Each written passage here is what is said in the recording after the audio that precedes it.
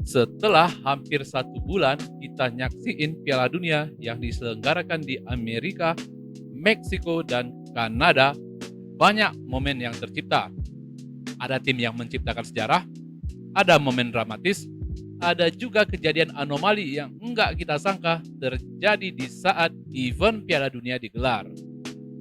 Di pembahasan kali ini, gua mau bahas momen-momen Piala Dunia yang menurut gua punya nilai tersendiri yang bikin kita sebagai penonton seperti tergugah sekaligus terekam sebagai memori yang sulit dilupakan.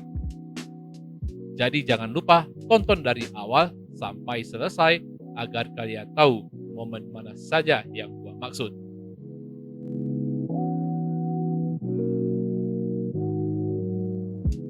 Yang pertama, gua bahas momen Jepang yang gagal berbicara banyak di Piala Dunia kali ini.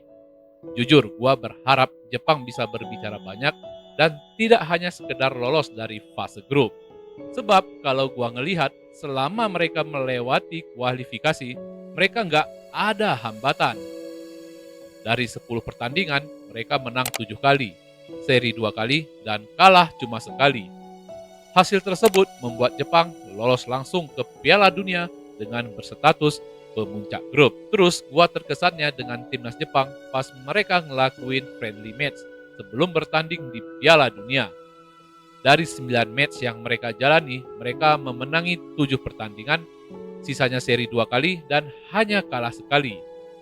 Match yang paling mengejutkan yang membuat gua yakin Jepang bakal melangkah jauh di Piala Dunia tahun ini ketika mereka bisa ngalahin Inggris dan Brazil. Yang kita tahulah dua tim ini merupakan tim besar dunia.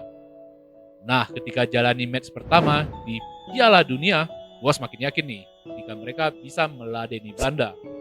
Walaupun tidak menang, mereka bisa menahan imbang dan dapat 1 poin. Dan ini menjadi sinyal positif untuk Jepang. Di match kedua, mereka melibas Tunisia dan kemudian memastikan lolos ketika di match ketiga berhasil menahan imbang Swedia. Di 32 besar, mereka melawan Brazil yang pernah mereka kalahkan di friendly match. Tapi sialnya, Jepang tidak bisa tampil dengan skuad terbaik mereka. Dua sayap mereka, Kowaru Mitoma dan Takefusa Kubo, cedera. Belum lagi gelandang tengah sekaligus kapten mereka, Wataru Endo, juga cedera, yang membuat Jepang kekurangan daya serang dan keseimbangan.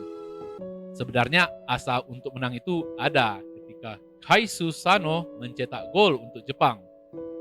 Lepas gol ini, gua yakin Jepang bakalan bisalah lolos ke babak selanjutnya. Tapi mental Brazil nggak bisa bohong. Brazil comeback lewat gol sundulan Casemiro dan tendangan Gabriel Martinelli di menit terakhir waktu normal, yang membuat Jepang menangis dan tertunduk lesu. Kekalahan yang menyakitkan sih menurut gua, padahal tinggal beberapa detik lagi waktu normal habis dan kemudian bisa dilanjutkan ke babak tambahan. Tapi inilah sepak bola dengan segala dramanya, apapun bisa terjadi. Nah, kalau pendapat kalian gimana nih? Apakah ada yang sama ngelihat Jepang sebelumnya bakal ngelangkah lebih jauh? Yang kedua, langkah sensasional Cabo Verde, atau sering kita dengar penyebutannya dengan nama Cape Verde atau Tanjung Verde, yang berhasil buat sejarah di mana mereka sebagai tim debutan langsung buat gebrakan dengan lolos dari fase grup. Cabo Verde ini sebenarnya negara yang ukurannya kecil banget nih di lepas pantai barat Afrika. Kalau dibandingkan dengan wilayah Indonesia, luas wilayah mereka mirip dengan luas Pulau Lombok dengan jumlah penduduk sebanyak 529.000 jiwa. Yang bikin gua takjub sama tim ini, mereka bermain dengan solid, tahu kapan menyerang dan tahu kapan bertahan. Kemudian materi pemainnya, kalau kita gambarkan nih, mereka ini mirip dengan materi pemain timnas kita. Mereka juga ngandalin pemain naturalisasi yang dimana pemainnya banyak diambil dari Portugal dan Belanda. Terus pelatih mereka dari tahun 2020 tidak pernah diganti. Dan inilah yang membuat identitas permainan mereka terjaga.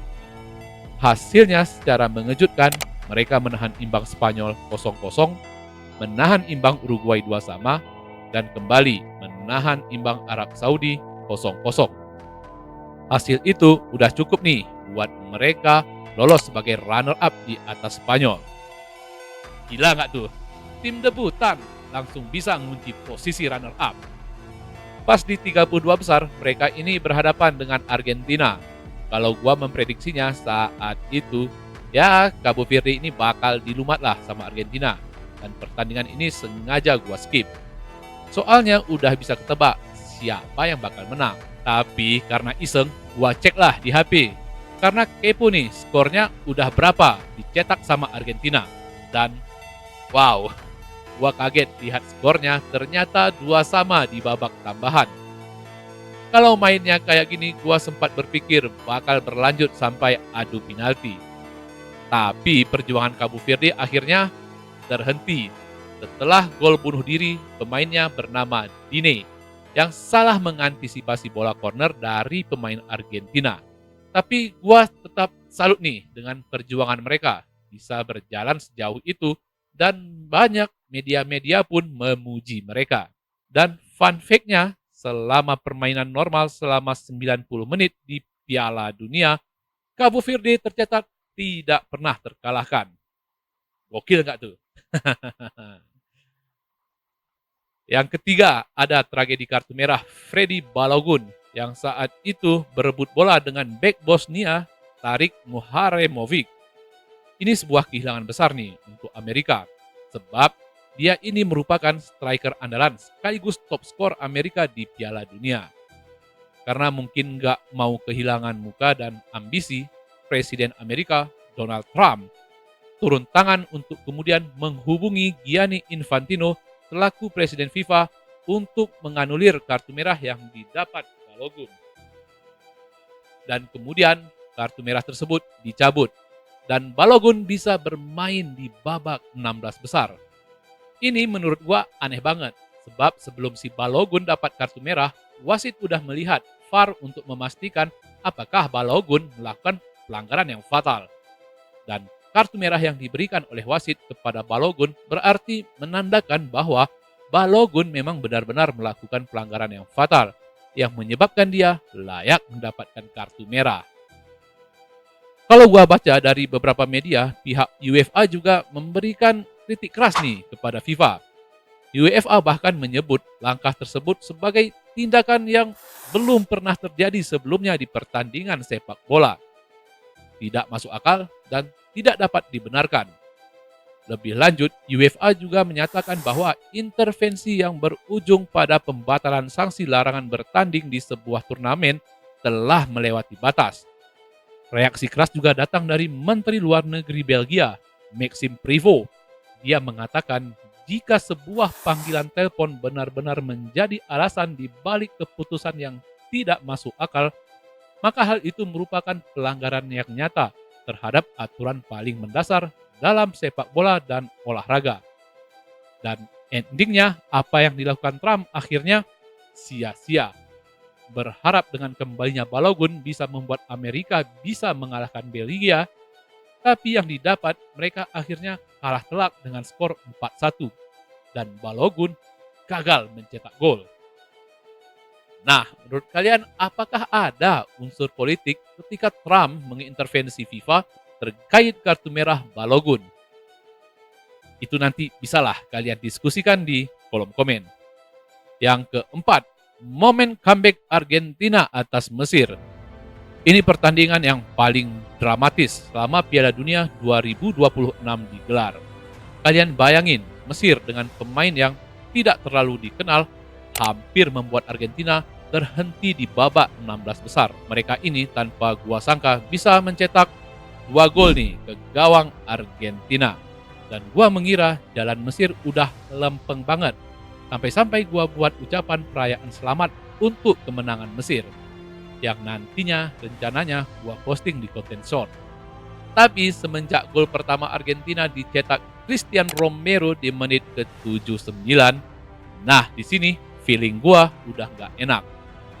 Mesir tampak gugup menghadang serangan Argentina. Pertahanan yang mereka bangun sering bocor ketika Messi menjalankan aksinya. Dan ya, di menit ke-83, gol penyama kedudukan tercipta lewat tendangan keras Messi yang tidak mampu ditahan kiper Mesir. Setelah gol kedua Argentina, bukannya mereka memilih bermain aman. Mereka memilih terus untuk menyerang sambil berusaha pertandingan diselesaikan tanpa harus bertanding sampai waktu tambahan.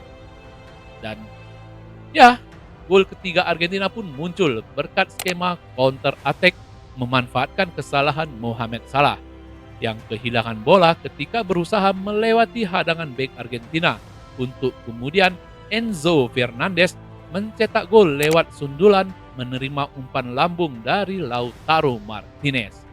Dan comeback sensasional pun tercipta. Argentina yang sempat was-was tertinggal 2-0 akhirnya berbalik tersenyum dan merayakan kemenangan di depan pemain Mesir yang tertunduk lesu. Dan momen yang terakhir tentu saja kekalahan Portugal atas Spanyol yang membuat Cristiano Ronaldo tidak bisa memenuhi niatnya untuk bisa mengangkat trofi Piala Dunia. Kekalahannya pun nyesek banget nih, sebab Portugal dibobol Spanyol di menit-menit terakhir. Mengingat umurnya yang sudah menginjak 41 tahun, kemungkinan besar ini adalah partisipasi terakhirnya di Piala Dunia.